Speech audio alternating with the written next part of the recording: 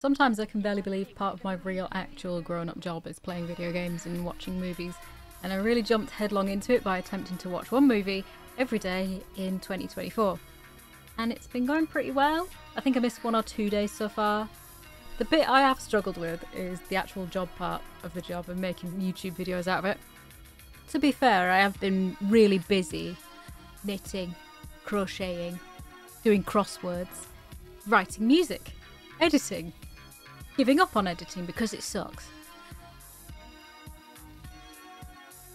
writing scripts, watering plants, not watering plants, laying down, reading, not reading, doing housework, enjoying, sponsor not found, turning 35, thinking, having ideas, not having ideas, enjoying time off, not enjoying time off, not thinking, and so much more. So by the time I thought maybe I should make a video about everything I've watched so far this year, it was April, now it's May, and I would have to try and summarise 3 months worth, or split it into monthly videos, just really late. Also, some movies are worth talking about, but not worth talking about that much, which you could argue is most stuff I enjoy. No offence taken.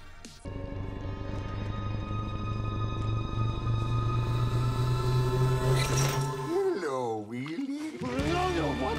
I kicked off the year with 2 perfectly on-time Christmas classics, just in case you needed any ideas what with summer just around the corner. Torture Garden was an unexpected thrill due to having a psychic tortoiseshell cat. Really nice anthology, pretty stupid and self-aware, which is nice. What your husband might be suffering from is rabies. The Mad Death was a series in the 80s and they squashed it down into a very comfortable watch time for dog violence. Exceptional use of the friendliest dogs they could find to be the mad rabid killers attacking children. Honestly, I laughed and I loved it. I watched Rabid after that, which is not as fun, but still pretty cool. I hadn't watched American Psycho since I was an angsty teen, and yeah, it holds up. And something else I hadn't seen in ages was Existence. For some reason, I'd been dreaming about parts of this movie for decades, and I just, forgot. But the little creases in my brain didn't, so I got an unsettling amount of deja vu even just thinking about it now. I was on a bit of a winning streak here, because I followed it up with Alien for the podcast.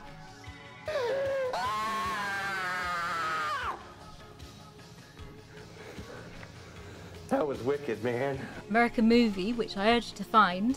I just got hold of a copy of Coven, which was the film that they were making during this. Coven, that's the proper pronunciation. No, coven sounds like oven, man, and that's just, it doesn't work. Inland Empire, I was feeling pretentious, and then I took a risk. I opened Shudder, having no idea what I wanted to watch, and Destroy All Neighbours was splashed up there as just released. And you know me, I'm very late to the party, or more often not invited at all. So being interested by this artwork in 2024, rare. And I'm so glad I did. Immediately, the intro credits gave me hope, and then I saw Alex Winters was involved, and I was hoping and praying not to be terribly let down. The opening scene has a guy writing a prog rock album, so my ears pricked up. Let me tell you, great stuff. Unexpectedly beautiful practical effects and a great twisty storyline. And I've ruined it all with Jason taking Manhattan. The stretch of good fortune had been broken. I guess I was already resigned to this fact when I put on Feeders 3. Made 20 years after the first 2, and I spent actual human money on that disc.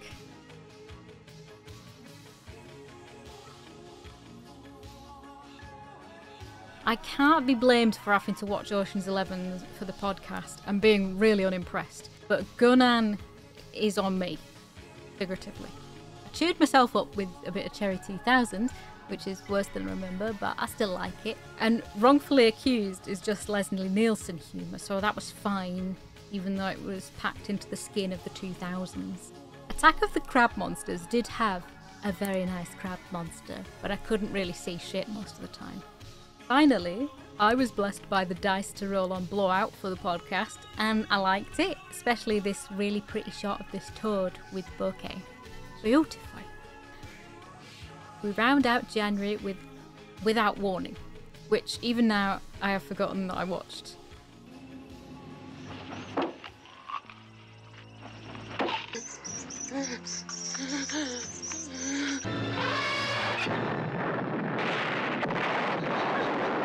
Track of the Moon Beast, which was boring most of the time, but then there's this shot where an archaeologist is explaining what a dinosaur is and just happens to have a framed picture on his wall, and it's great. And The Crazies, which is fine. Overall rating for January, cautiously optimistic.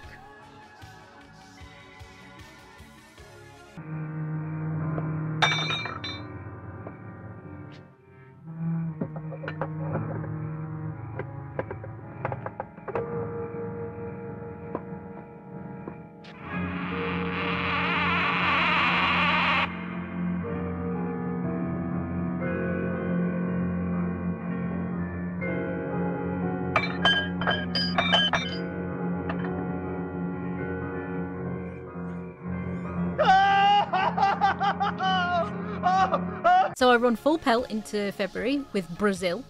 If you haven't seen it, you should. And then you should tell everyone what it means.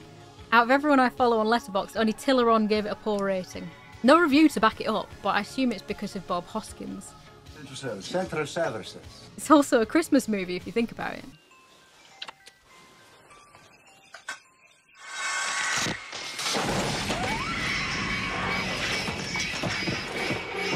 My friend NR7 recommended I watch Brain Donors, so I did, and I can actually tell you why I thought it was bad, other than Finn's having a very upside-down sense of humour. It's Three Stooges, but everything's on Groucho. Jacques, you're working for me now. For what reason? Does it make you angry? Yes! That's a good enough reason for me. The other guys aren't necessary. Mel Smith I like, but he was just a satellite to John Turturro. We are all satellites to John Turturro. You are out of line. And you're out of toilet paper. We got to watch Elvira for the podcast, so A+, always incredible. I'm still searching for a pair of those capri pants she wears, so my phone has loads of screenshots of her ass. And speaking of, I watched Men in Tights. I'd like to talk about that sometime if I remember. I'd like to remember that I did watch Battle Beyond the Sun, so I don't need to watch it again. Monsters good, but the rest was basic sci-fi.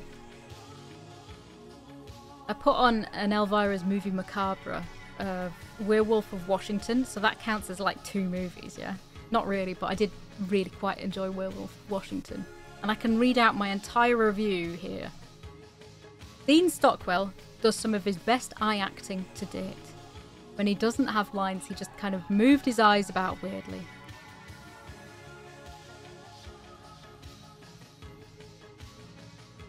He licks the face of a little person. He chews a lamp.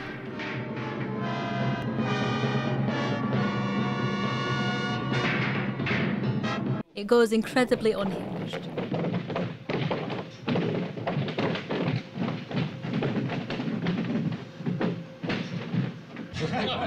Mr. President! Please note this is a terrible and stupid film, but I had an amazing time watching it. Vincent Price makes being the last man on Earth look pretty chill, until he has to bury his new poodle friend.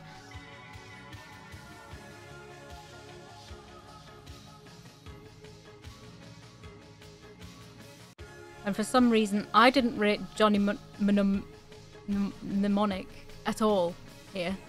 I remember doing it for the podcast, but I don't think I enjoyed it. Funniest bit of which was my tape is fucked, but I wasn't completely sure it wasn't a stylistic choice.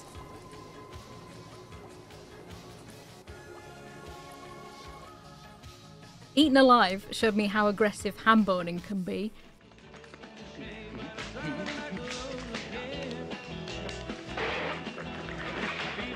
Pangiani Horror had the audacity to dub Donald Pleasance, and was bad. And The Werewolf versus the Vampire Woman was apparently watched again, and I remember neither instance. Apparently I've seen this before and I didn't even know. That's how impactful this is. I was falling asleep. I'd never seen The Most Dangerous Game, I'd only heard it referenced, so I decided to give it a go. Really pretty film with dreamy colorisation. Can't believe I'm saying that anything called Vampire Hookers with John Carradine was awful. But it was awful. John is a vampire Hugh Hefner and his assistant farts a lot.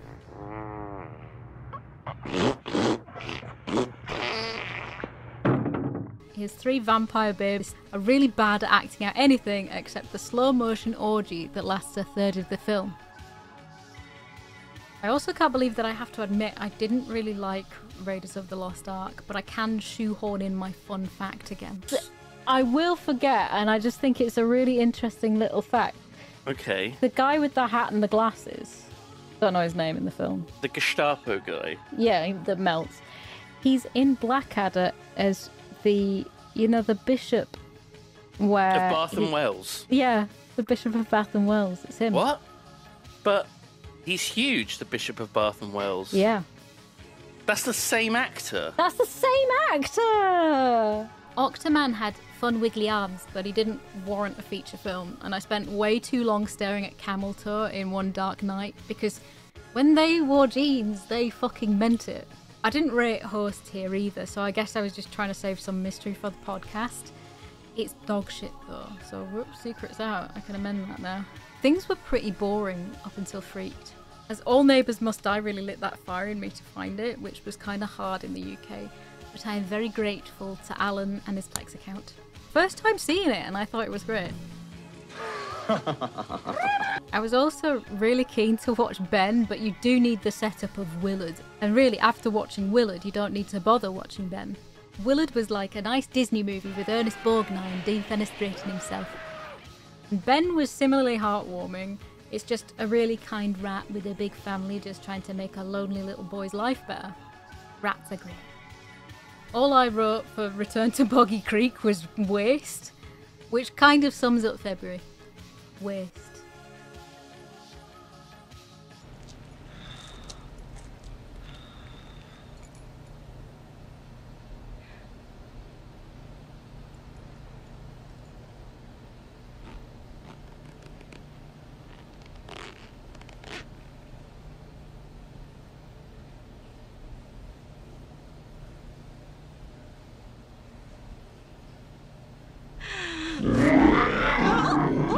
Doing a cursory scan of stars, I'm like, yeah, good month, yeah.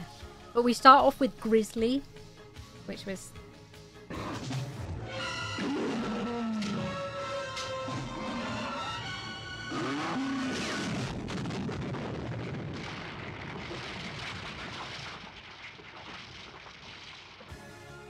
Did get to watch Cat's Eye, which is always nice. I love some Stephen King stories, love some James Woods, love some Cat. And The Hidden. I bring out all the cool films for Yomp, even if G-Star doesn't agree.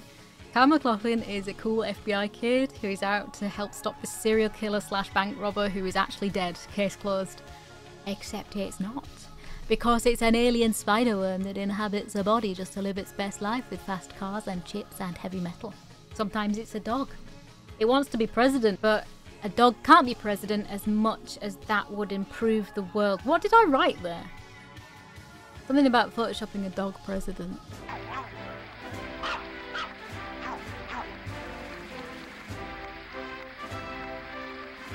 For some reason, I also put myself through Heartbeeps again. And I keep doing it. It's fucking shit. A shiny Chevy Chase looking robot meets a shiny woman. And this horrible thing. Did you hear about the guy who crossed the mink with a gorilla? He got a beautiful coat, but the sleeves are too long.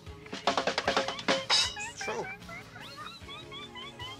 And they go for a walk and build a baby, and then they get taken back to the factory.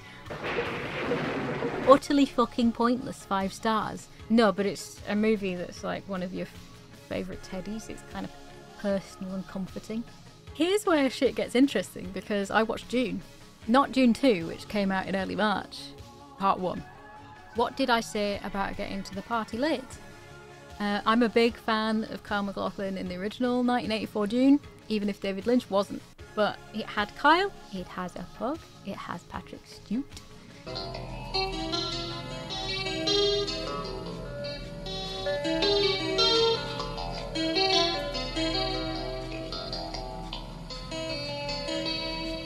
It has a naked cat and a naked Sting. Up to you, eh? But the weirding module on him yet? It had a bit of colour and atmosphere in that sci-fi way that sci-fi doesn't have anymore.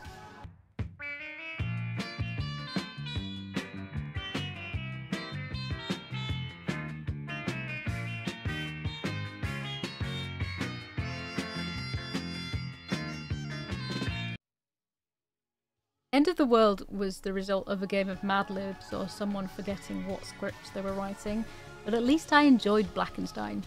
This got one of those lengthy reviews where I'm writing as I go because I feel like someone cares. I don't. I also got to watch Perfect Blue again. The podcast episode hasn't even been recorded at the time of filming, but I can unequivocally say, what a fucking film. No less impactful and poignant and relevant than the day it was made. More so, even, having first-hand experience now of some of the themes of it. The 90s were my prime era for anime stuff, even though I haven't watched tons. I'm waiting for G to start covertly recommending me stuff based on what I like. My friend Boba, ever so cautiously, recommended me a film too. She knows how seriously I take this stuff, and she's always really eager to please, so she had to make sure it was going to be a winner, or else I would completely cut her off. Luckily for her, Lisa Frankenstein was good. I liked it. Even though it feels like a more of a teen or young adult film, it was pretty cool, and I was like, that's Cole Sprouse. Frankenstein! Do that thing I taught you the other day.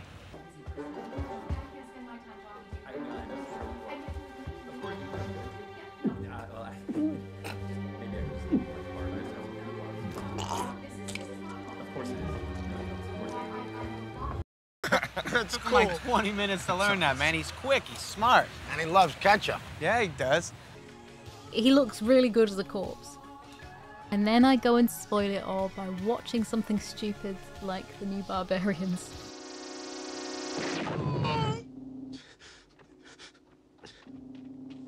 Gave it the same rating as Lisa Frankenstein though. Actually, I should discuss this one at length because of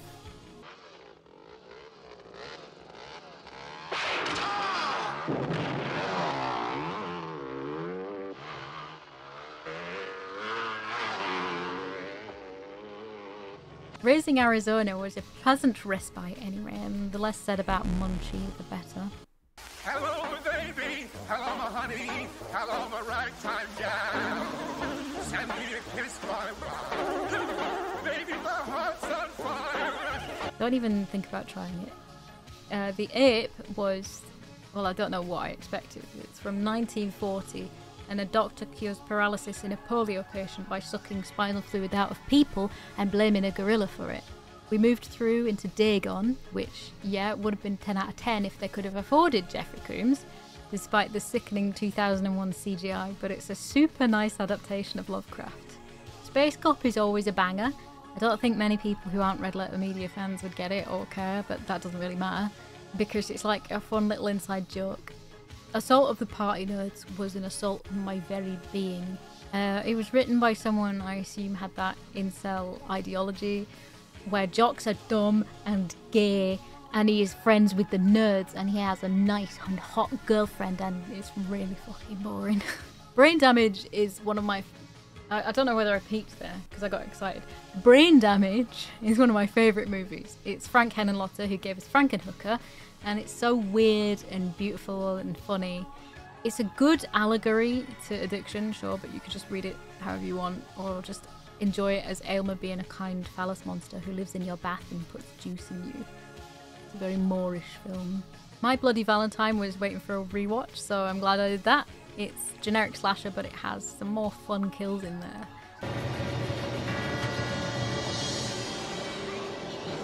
An unexpected little thrill was Incubus. I really enjoyed it, not only because the victims are being killed because their womb is so full of cum they burst and bleed to death. That's fantastic. Who fucking would write that?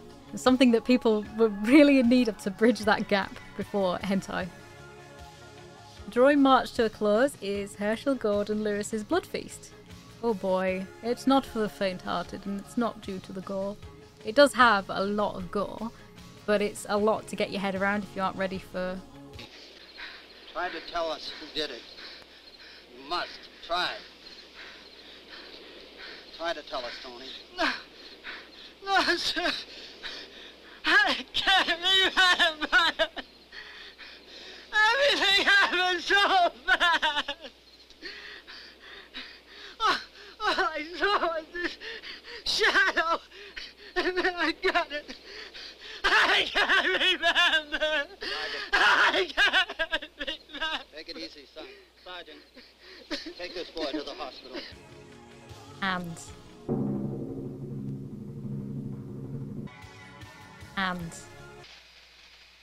Miss? And If it weren't for Mother coming here, what's this all about? Ramses was the killer we've been looking for. Mrs. Fremont, I'm afraid this feast is evidence of murder. Oh, dear. it's the oldest movie on the Video Nasties list, and it proudly earned its place. But other than that, it's got 60s charm, a shitty script, and shitty acting to match. March's rating, not awful.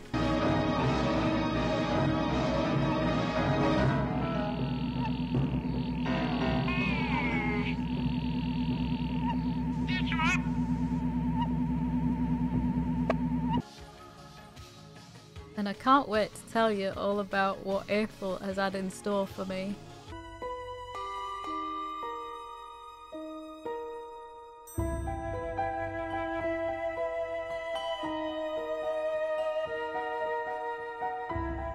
So it's May now, like literally just as I'm recording this, May has just started.